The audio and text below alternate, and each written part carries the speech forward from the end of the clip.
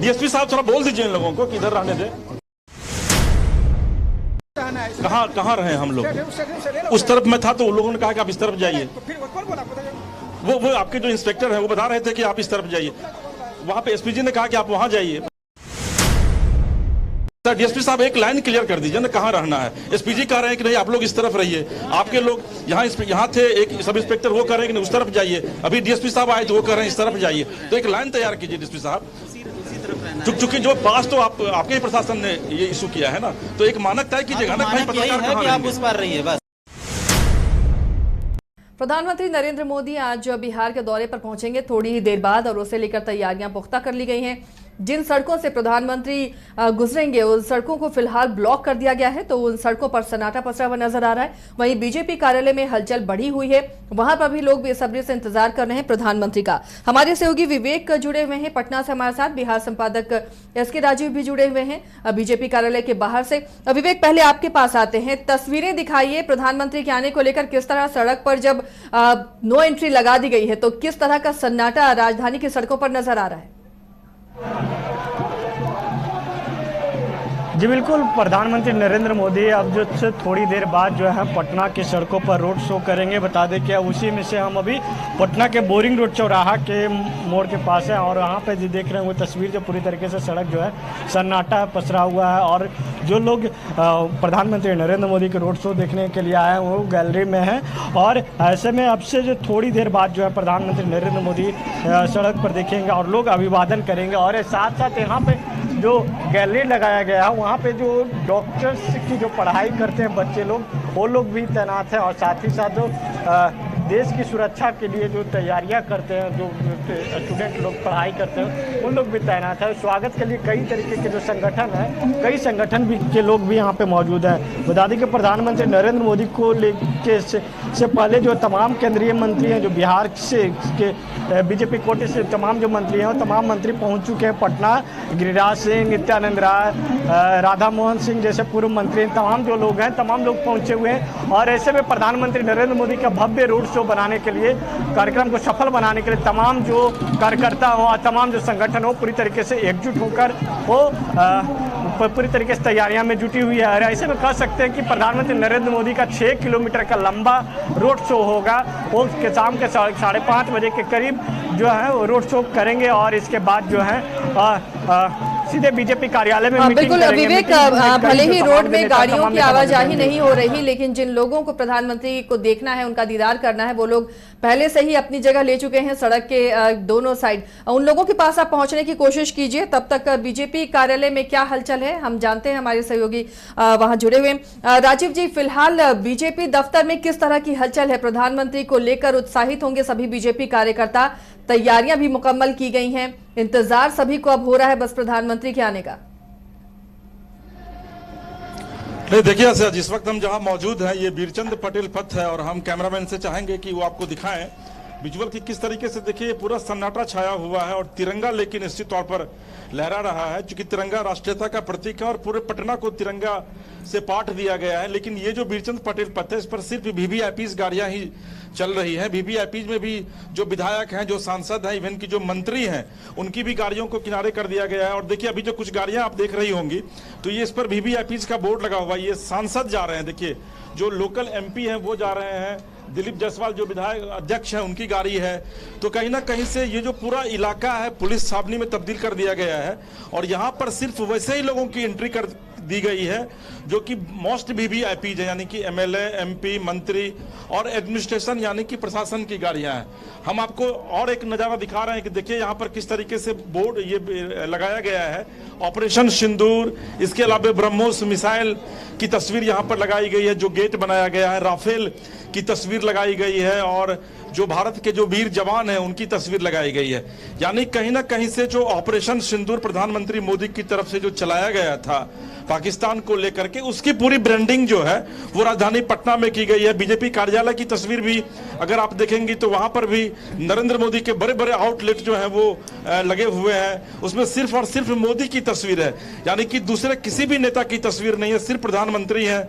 और उस पर लिखा हुआ है कि भाई किस तरीके से, जिस तरीके से देश का विकास हुआ है उसी तरीके से बिहार का भी विकास होगा। और वहीं आप दूसरी तरफ देखेंगी तो जो ये जो बैरिकेटिंग की गई है जो आप देख रही होंगी ना, तो इस बैरिकेटिंग में ही जो आम पब्लिक है या फिर जो लीडर्स हैं वो इसमें खड़े रहेंगे मोदी जी के अभिवादन के लिए, सैल्यूटेशन के लिए। और दूसरी तरफ देखिए आपकी ढोल नगारा किस तरीके से बजाया जा रहा है, यानी कि पूरे ढोल नगारे के साथ जगह जगह LED स्क्रीन लगाए गए हैं। मतलब पटना की खूबसूरती कुछ मैं आपको क्या बताऊं कि वो देखते ही सिर बनता है। आसिया जी, आप वहाँ स्टूडियो में बैठ करके जब इन तिरंगों लहराते हुए तिरंगों को देख रही होंगी तो निश्चित तौर पर आपके भीतर भी जो है वो एक जज्बा जो है वो उमड़ रहा होगा। और जो अक्सर ये कहा जाता है कि राष्ट्र धर्म सर्वप्रथम, यानी कि अगर आप भारत के नागरिक हैं तो आपके अंदर राष्ट्रीयता होनी चाहिए और किसी भी भारतीय नागरिक के लिए राष्ट्र धर्म जो है वो सर्वप्रथम होना चाहिए, क्योंकि धर्म से भी ऊपर राष्ट्र धर्म को माना जाता है। तो चूंकि मोदी अभी पूरे प्रणेता के तौर पर उभर कर सामने आए हैं, न सिर्फ हिंदुस्तान बल्कि पूरे विश्व के स्तर पर देखें तो यही वजह है कि पूरी पटना राजधानी को सजा दी गई है झंडों से। और देखिए जो विधायक हैं वो भी पैदल जा रहे हैं, जो सांसद हैं वो भी अपनी गाड़ी को साइड लगा करके जा रहे हैं। मतलब सुरक्षा की ऐसी व्यवस्था, आपको ये पता है आसिया जी कि प्रधानमंत्री की जो सुरक्षा होती है वो 7 लेयर में प्रधानमंत्री की सुरक्षा रहती है। तो 7 लेयर में प्रधानमंत्री की सुरक्षा यहाँ पर भी है। हम चाहेंगे कि दिखाइए इस तरफ भी किस तरीके से जो बिहार पुलिसकर्मी जो है वो यहाँ पर लगे हुए हैं। और बीजेपी कार्यालय के पास जो है वो पूरा कार्यालय प्रेमिसेस जो है वो SPG के हवाले है, यानी कि वहाँ पर चाहे आम आदमी हो या फिर खास आदमी हो, वहां पर रुकने के लिए वहां पर ठहरने नहीं दिया जाता है।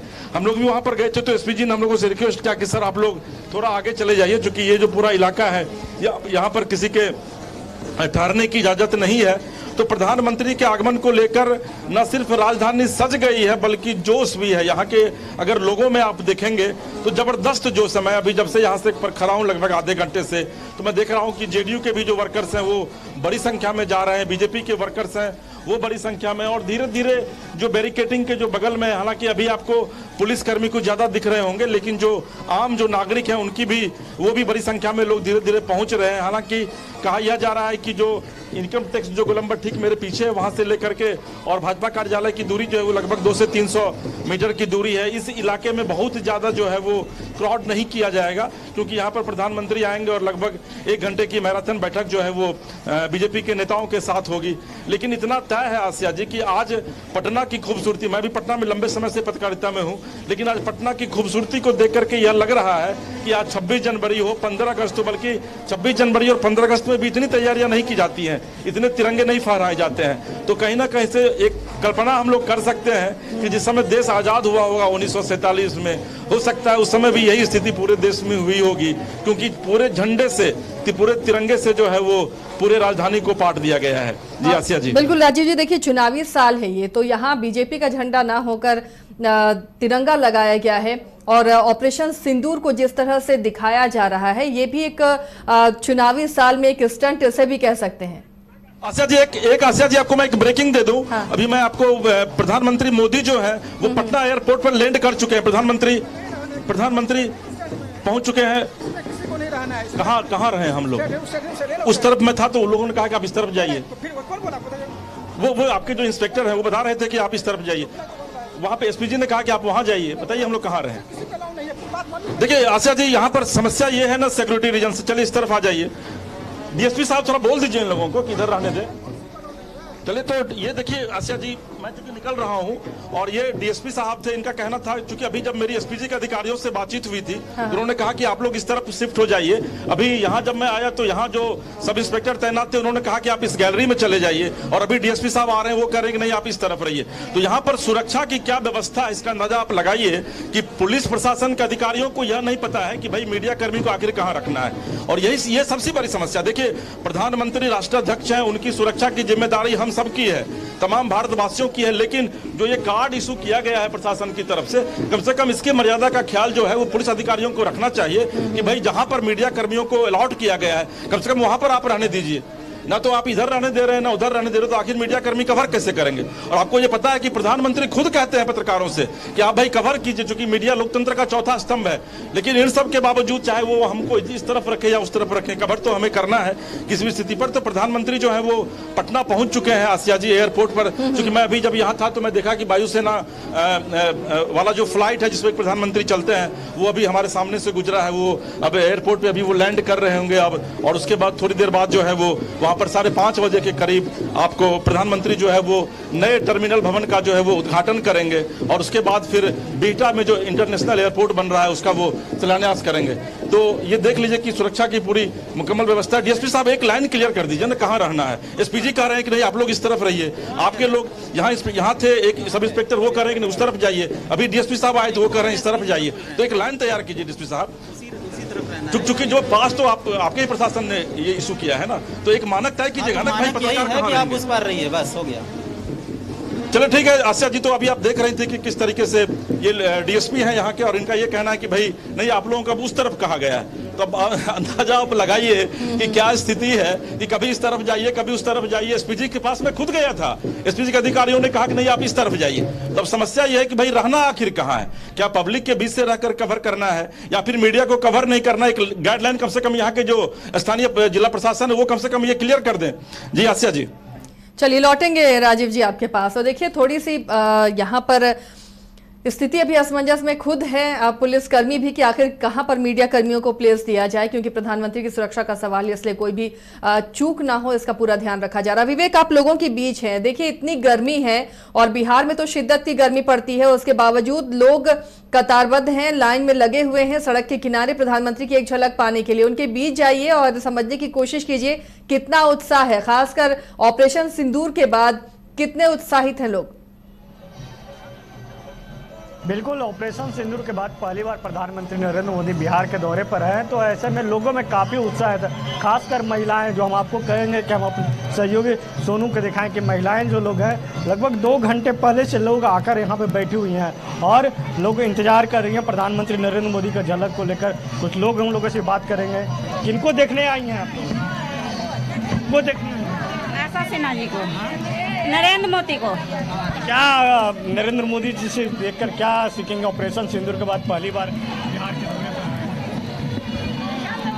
हाँ, बिहार में तो कई बार आए हैं लेकिन मिले नहीं, लेकिन आज उनसे मिलेंगे। उनसे मिलेंगे? हाँ। मिलकर क्या मांग करेंगे? कहीं नहीं, अगर मिल जाए तो मांगेंगे, जरूर मांग करेंगे। क्या मांग करेंगी चाची आप? प्रधानमंत्री अगर मिल जाए तो क्या? देखिए एक दर्शक है जो है दिखा रहे, कुछ दिन पहले प्रधानमंत्री जब बिहार के दौरे पर आए हुए थे उस समय उन्होंने ये जो है उनसे मुलाकात किए थे। प्रधानमंत्री से मुलाकात उस समय हुए थे, आप स्टैचू दिखा रहे हैं। ये 2024 में रोड शो में मोदी जी आए थे, उस टाइम में ये खुद हम अपने हाथ से बनाया हुआ मोदी जी को मुखौटा हमने दिए थे, गिफ्ट किए थे और ये खुद अपने वेबसाइट पे डाले थे। जो मोदी जी खुद यूट्यूब चलाते हैं उन पे खुद अपने डाले थे। क्या मोदी जी से बात हुई थी तो मोदी जी क्या कहे, इनका क्या प्रशंसा? वो मोदी जी अपना फेस देख कर तो ताजुब देखकर खुश हो गए हैं कि गाय का गोबर से हमने गाय का गोबर से बना कर दिए थे। और मोदी जी बोले कि हम पहली बार ऐसे आर्टिस्ट को देख रहे हैं, हम तो पत्थर की मूर्ति देखे हैं, फाइबर को देखे, लेकिन गाय का गोबर से बनाया हुआ मेरा खुद का फेस है और एक आर्टिस्ट दे रहा है, वो भी दिव्यांग आर्टिस्ट दे रहा है, वो देखकर बहुत खुश हुए। और सब ऐसे दिव्यांग है। देखिए उस समय प्रधानमंत्री से आप अपना उपहार, उनका फेस का उपहार उनसे भेंट किए थे, आज क्या भेंट करेंगे? आज अगर मुलाकात हो जाए तो? आज अगर मुलाकात हो जाएगा प्रधानमंत्री जी से तो हम मांग करेंगे कि जो पीओके जो बचा हुआ है वो भी वापस अब आ जाए। हाँ, पीओके भी अब वापस आ जाए। जिस तरह से हमने पाकिस्तान में घुसकर हमारे तीनों सेनाओं ने पाकिस्तान को मुंह तोड़ जवाब दिया और उम्मीद लगाकर बैठे हुए थे कि पीओके भी अब आने वाले, लेकिन थोड़ा देर के लिए पाकिस्तान को लिए सोच में डाल दिया गया था कि ये तो अभी झांकी है, अभी पीओके अभी बाकी है। पीओके का अभी पूरा देश इंतजार कर रहा है कि पीओके।